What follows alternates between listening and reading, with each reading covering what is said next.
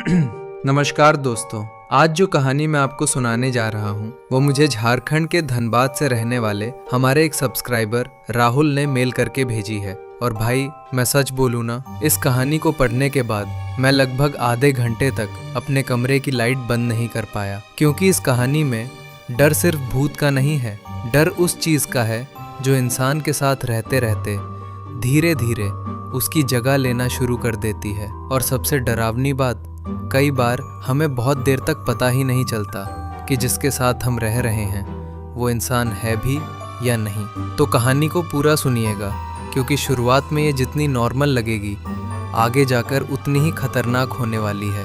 राहुल लिखता है कि ये घटना साल 2018 की है। उस समय राहुल धनबाद के एक प्राइवेट इंजीनियरिंग कॉलेज में BCA कर रहा था। अब देखो, उसका कॉलेज शहर से थोड़ा बाहर पड़ता था और वहाँ पढ़ने वाले ज़्यादातर बच्चे या तो हॉस्टल में रहते थे या आसपास कमरा लेकर। राहुल भी अपने 2 दोस्तों के साथ एक किराए के मकान में रहता था।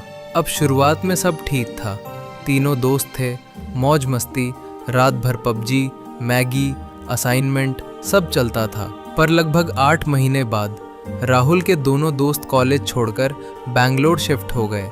एक का प्लेसमेंट हो गया, दूसरे ने कॉलेज ही छोड़ दिया और अचानक पूरा कमरा राहुल के लिए बहुत बड़ा हो गया। अब जो मकान मालिक था वो हर महीने पूरा किराया मांगता, तो राहुल ने डिसाइड किया कि कोई रूममेट ढूंढना पड़ेगा। अब यहाँ से कहानी थोड़ा अजीब होना शुरू होती है। राहुल लिखता है कि उसके कॉलेज में एक लड़का पढ़ता था, नाम था विवेक।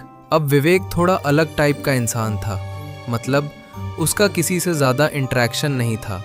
कॉलेज आता, पीछे बैठता, क्लास खत्म होते ही निकल जाता, न कैंटीन, न दोस्त, न किसी फंक्शन में दिखाई देता। और सबसे अजीब बात, वो हमेशा सिर्फ सफ़ेद कपड़े पहनता था, सफ़ेद शर्ट, सफ़ेद शूज़, सफ़ेद जैकेट, यहाँ तक कि उसका फ़ोन कवर भी सफ़ेद था।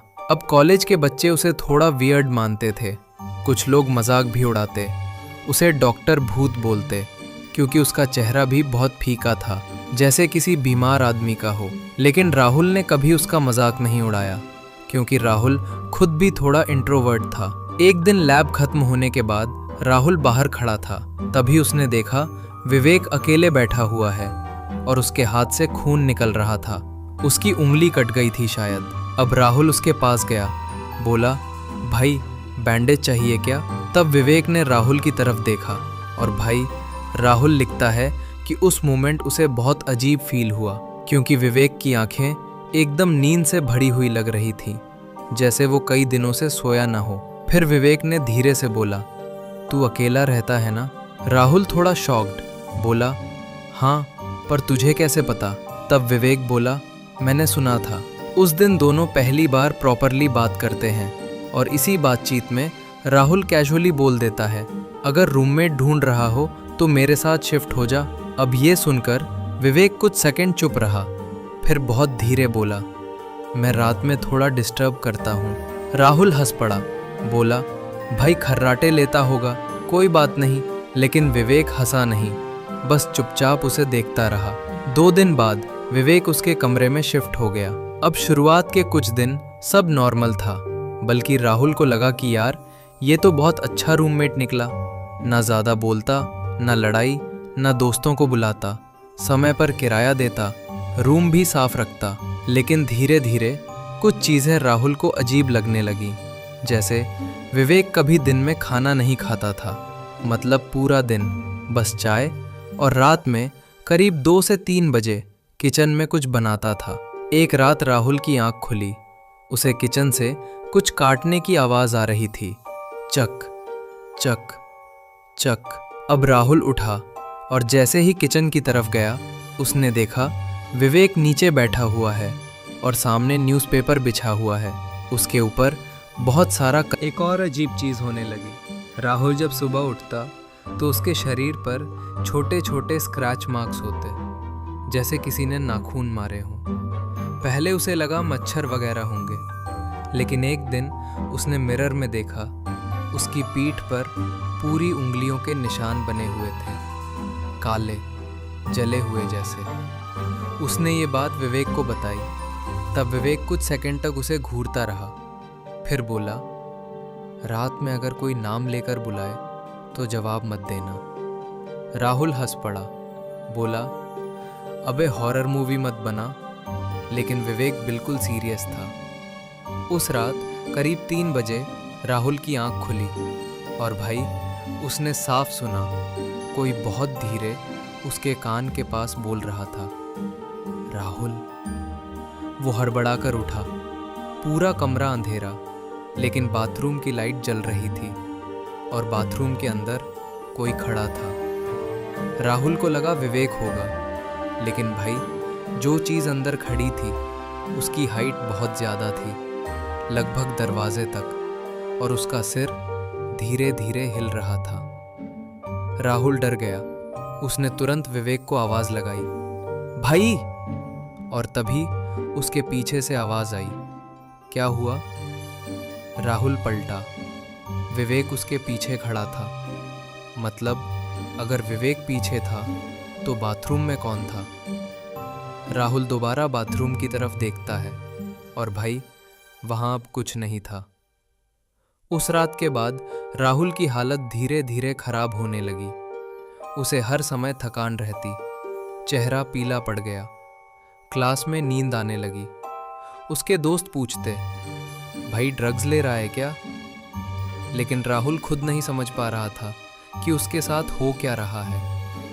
एक दिन कॉलेज की एक लड़की रिया राहुल के पास आई और बोली, तू उस लड़के के साथ रहता है ना? राहुल बोला, कौन? विवेक? तब रिया का चेहरा उतर गया। बोली, उससे दूर रहे। अब यहाँ राहुल को गुस्सा आ गया।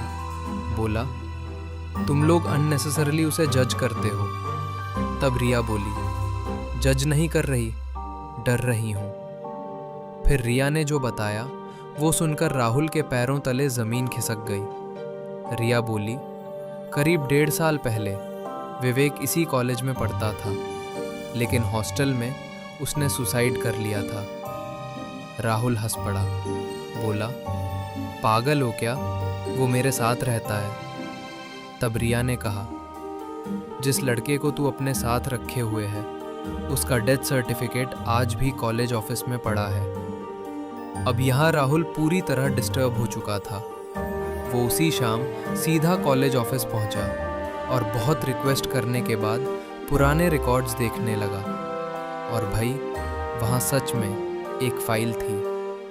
नाम Vivek Anand, status deceased, date of death 2017, cause suicide by hanging. Rahul के हाथ कांपने लगे। उसने फोटो देखी और वो एग्जैक्टली वही लड़का था जो पिछले 3 महीने से उसके साथ रह रहा था। उस रात राहुल रूम वापस नहीं जाना चाहता था, लेकिन उसका फ़ोन, वॉलेट सब वही था, तो मजबूरी में गया। अब भाई जैसे ही उसने दरवाज़ा खोला, पूरा कमरा एकदम ठंडा था और अंदर विवेक बैठा हुआ था अंधेरे में। उसने धीरे से पूछा, तू ऑफिस गया था? राहुल की आवाज़ नहीं निकली। तब विवेक उठकर उसके पास आया और बोला, मैंने बोला था ना, रात में जवाब मत देना। और भाई यहीं से असली खेल शुरू हुआ।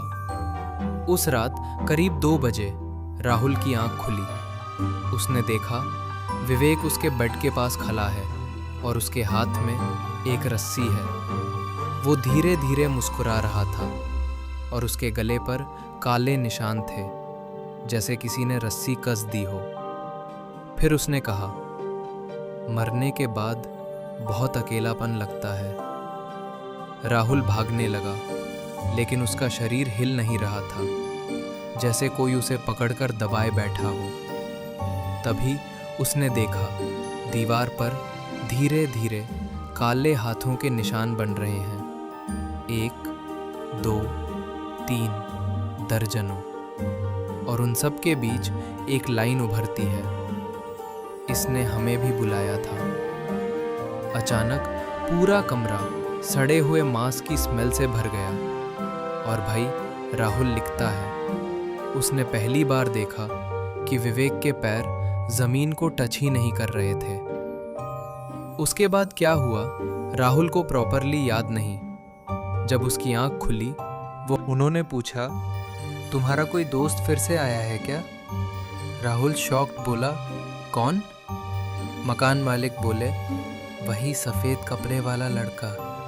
पिछले 3 दिनों से हर रात तुम्हारे पुराने कमरे की बैल्कनी में खड़ा रहता है और नीचे आने वाले लोगों से बस एक ही बात पूछता है, क्या राहुल वापस आएगा? दोस्तों, कई बार कुछ आत्माएं मरती नहीं, बस अकेली रह जाती हैं और फिर धीरे धीरे किसी और की ज़िंदगी में जगह बना लेती हैं। अगर आपके साथ भी ऐसा कोई इंसिडेंट हुआ है तो नीचे जो ईमेल दिखाई दे रहा है उस पर अपनी कहानी भेज सकते हैं। बाकी मिलते हैं अगले वीडियो में। तब तक अपना ध्यान रखिए और रात में अगर कोई आपका नाम लेकर बुलाए तो जवाब मत दीजिएगा।